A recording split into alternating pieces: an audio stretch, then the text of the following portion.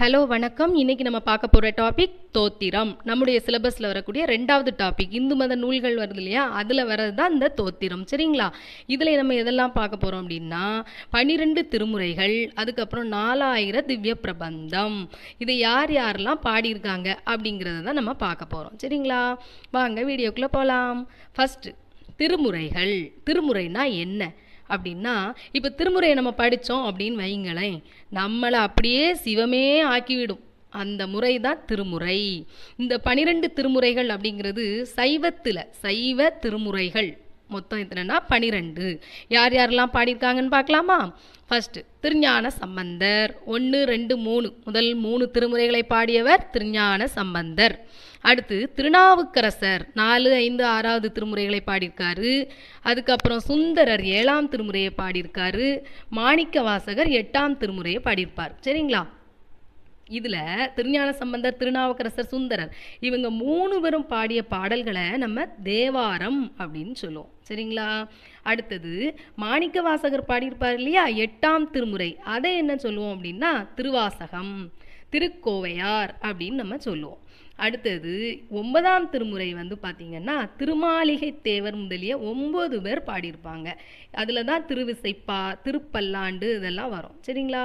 அடுத்தது 10ஆம் திருமுறை நம்ம எல்லாருக்குமே தெரியும், திருமூலர் எழுதிய திருமந்திரம். அடுத்து 11ஆம் திருமுறை இருக்கு இல்லையா, அது யாரெல்லாம் எழுதியிருக்காங்கன்னா மொத்தம் 12 பேர் எழுதியிருக்காங்க. திருவாலவாய் உடையார் இருக்கார் இல்லையா, அவங்க உட்கொண்டு மொத்தம் 12 பேர் பாடிய பாடல். இந்த 11ஆம் திருமுறையை நம்ம பிரபந்த திரட்டு அப்படின்னு சொல்லுவோம். சரிங்களா? ஞாபகம் வச்சுக்கணும். 11ஆம் திருமுறை பிரபந்த திரட்டு. இந்த கேள்வி வந்து கேட்பாங்க. சரியா? அடுத்தது சேக்கிழார் அருளியது 12ஆம் திருமுறை. சரிங்களா? அப்போ மொத்தம் 12 திருமுறைகள் வந்தாச்சா? இந்த 12ஆம் திருமுறை என்னது? திருத்தொண்டர் புராணம், அதாவது பெரிய புராணம்னு சொல்லுவோம் இல்லைங்களா. மொத்தம் 63 நாயன்மார்களுடைய வரலாறும் இதில் வரும். சரிங்களா? மொத்தம் எத்தனை திருமுறைகள்? 12 திருமுறைகள். யார் யாரெல்லாம் எழுதுனாங்கன்னு பார்த்தாச்சா? இனி தேவாரம், அதாவது யார் முதல் 3 பேர் எழுதியிருக்காங்களே, அந்த தேவாரம் பாடலுடைய அர்த்தம் என்ன அப்படின்னா, நம்ம தேவாரத்தை என்ன சொல்லலாம்? தேவனுக்குரிய பாமாலை அப்படின்னு சொல்லலாம்.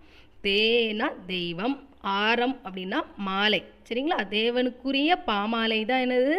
தேவாரம். சரிங்களா? அதுக்கப்புறம் இறைவனிடத்தில் அன்பு செலுத்துவதற்குரிய நூல் அப்படின்னு நம்ம சொல்லுவோம். சரிங்களா?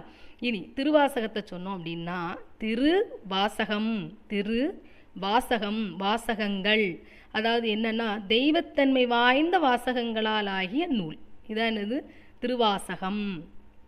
இந்த திருவாசக பாடல்கள் இருக்கு இல்லையா, அதை சிறப்பிக்கக்கூடிய பழமொழி என்னன்னா, திருவாசகத்திற்கு உருகாதார் ஒரு வாசகத்திற்கும் உருகார் அப்படின்னு நம்ம சொல்லுவோம், கேள்விப்பட்டிருப்போம். அதே மாதிரி கருப்பஞ்சாற்றினில் தேன் கலந்து பால் கலந்து செலுங்கனி தீஞ்சுவை கலந்து ஊன் கலந்து உயிர் கலந்து உவட்டாமல் இனிப்பவை திருவாசகம்.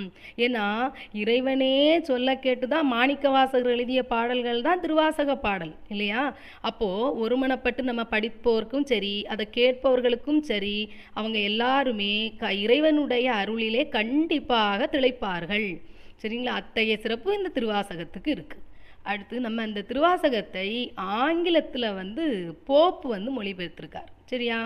இனி திருமுறைகளில் சில பாடல்களை 12 திருமுறைகள்னு சொல்லிட்டோம், அதில் சில பாடல்களை மட்டும் ஆங்கிலத்தில் மொழிபெயர்த்திருக்காங்க. யாரெல்லாம்னா பொன்னம்பலம் ராமநாதனும் அப்புறம் பிலிப்ஸு இவங்கெல்லாம் மொழிபெயர்த்திருக்காங்க. சரிங்களா?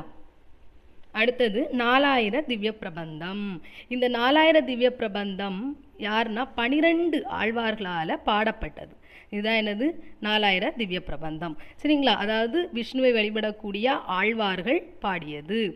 இதில் என்ன சொல்லுவோம் அப்படின்னா, ஒரு குறிப்பு, மதுரம் பழுத்து தேன் புளிப்பனவாக அப்படின்னு ஒரு டேர்மை யூஸ் பண்ணியிருப்பாங்க. படிப்பவர்களுக்கு வந்து நல்ல தெய்வீக உணர்வை ஊட்டக்கூடியதாக இந்த 4000 திவ்ய பிரபந்தம் இருக்குது. சரிங்களா?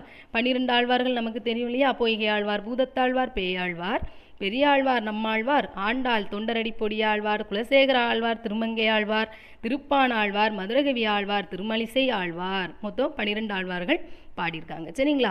இந்த ஆழ்வார்கள் பற்றின வரலாறுலாம் நமக்கு வந்து வைணவம் டாப்பிக்கில் ஃபுல் டீட்டெயிலாக வரும். சரிங்களா? ஓகே. நம்ம வந்து படிச்சுட்டு இருக்கும்போது என்ன பண்ணணும் அப்படின்னா, முக்கியமான பாயிண்ட்ஸ் எல்லாம் புக்கில் அண்டர்லைன் பண்ணிக்கணும்.